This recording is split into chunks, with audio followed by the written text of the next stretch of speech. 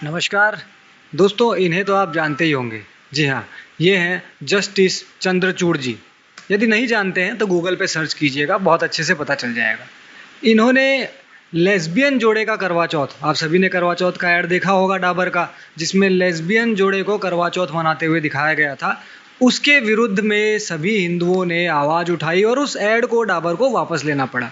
उस ऐड पर जस्टिस चंद्रचूड़ साहब बोले कि असहिष्णुता के कारण कंपनी को हटाना पड़ा विज्ञापन। यानी ये सीधे सीधे तौर पर यही है कि जिन लोगों ने इस कंपनी के इस प्रचार का विरोध किया वो असहिष्णु हैं। जी हाँ, यानी अगर हमें हमारे धर्म के विरुद्ध कोई कुछ होता दिखाई दे रहा है और हम अगर विरोध भी करते हैं बिल्कुल तरीके से, सोशल मीडिया पर शांति से हमने विरोध किया, ना किसी पे आग लगाई, ना किसी को मारा तोड़ा, लेकिन उसके बावजूद भी ये असहिष्णुता का टैग हम पर चिपका दिया गया, वो भी न्यायमूर्ति चंद्रचूड़ जी की तरफ से। सुप्रीम कोर्ट के जस्टिस डीवाई चंद्रचूड़ जी ने कहा कि जनता की असहिष्णुता के कारण एक कंपनी को हाल में करवा चौथ का विज्ञापन वापस लेना पड़ा।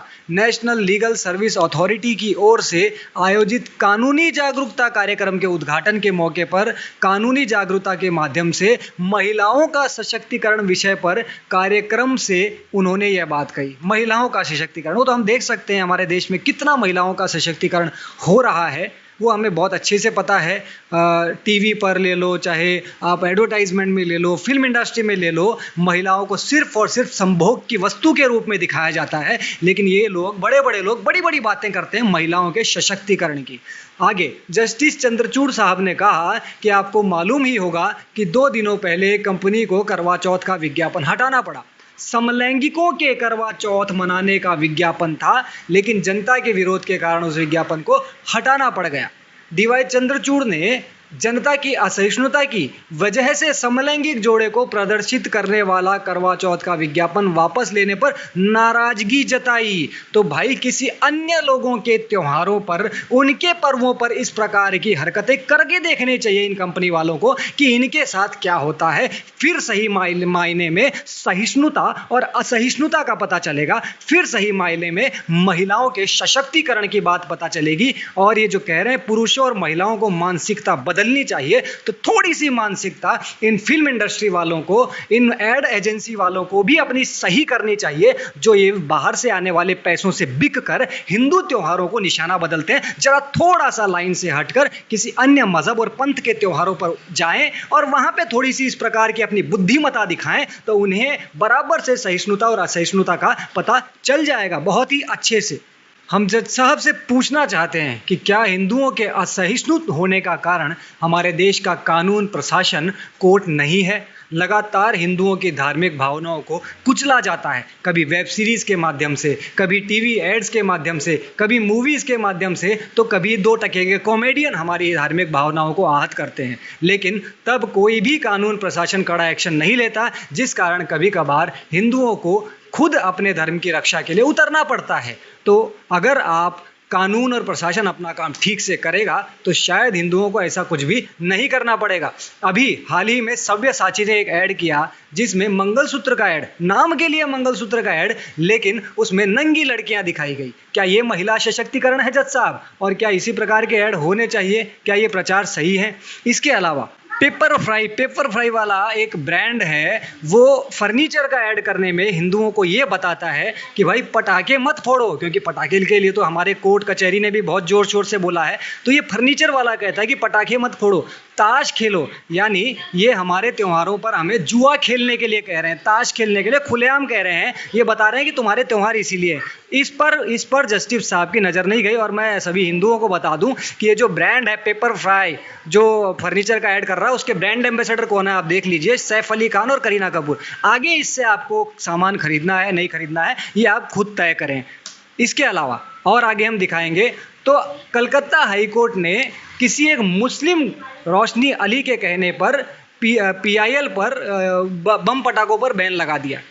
इस पर खैर सुप्रीम कोर्ट ने टिप्पणी करी और इस बैन को, पूर्ण प्रतिबंध को हटाया। इसके लिए हम उनको धन्यवाद करते हैं। परंतु आप सबको पता होगा और सुप्रीम कोर्ट को भी शायद इस बारे में जानकारी लग गई होगी, लेकिन क्या हमारा कानून और सरकार इस पर ध्यान दे रहा है कि पूजा आरती करने पर जान से मारने की दिल्ली देश की राजधानी में धमकी दी जाती है हिंदुओं को? क्या ये चिंता का विषय नहीं है? इस पर हमारे देश के कानून, कोर्ट, किसी ने कुछ कहा? ऐसी बहुत सी जगह। हाँ, अब पटाखों पे बैन की बात आती है तो इस पर हम ज्ञान नहीं देंगे। पटाखों पर आप लोगों ने बैन लगाया, बहुत बढ़िया, बहुत अच्छा सोचा, प्रदूषण। लेकिन क्या प्रदूषण का मुख्य कारक केवल पटाखे हैं, जिस पर बैन लगाकर आप अपना पल्ला झाड़ ले रहे हैं कि हाँ भाई हमने तो प्रदूषण को रोकने के लिए अपने सारे कार्य काम कर लिए? खैर, इसके लिए हमने अंत में एक सदगुरु जी का छोटा सा वीडियो जोड़ा है जो आपको ये बताएगा कि पटाखों पर बैन लगाना कहाँ तक उचित है और कहाँ तक नहीं, और प्रदूषण को रोकने के लिए आप क्या कर सकते हैं। अगर थोड़ा सा समझ में आए तो उस पर ध्यान दीजिएगा। इसके अलावा अब ये सारे आप देखिए कितने सारे प्रचार आ रहे हैं। नायका ने नवरात्रि में कंडोम पर छूट देने का ऐड किया था, सव्यसाची ने क्या किया, फिर फैब इंडिया ने क्या किया, डाबर ने क्या किया, और ये मान्यवर की ऐड में आलिया भट्ट, जिसको खुद को कुछ जीके तक, जनरल नॉलेज तक नहीं है, वो हमें बता रही है कि कन्यादान की ये जो रूढ़िवादी सोच है इसको बदलो। यानी ये हमारे सारी परंपराओं को, हमारी सारी रीति रिवाजों को, हमारे त्योहारों को टारगेट करें और हम चुपचाप बैठकर खाली देखते रहें, तमाशा देखें। हम उनका विरोध तक ना करें। विरोध करेंगे तो जस्टिस चंद्रचूड़ साहब कहेंगे कि हम असहिष्णु हो गए।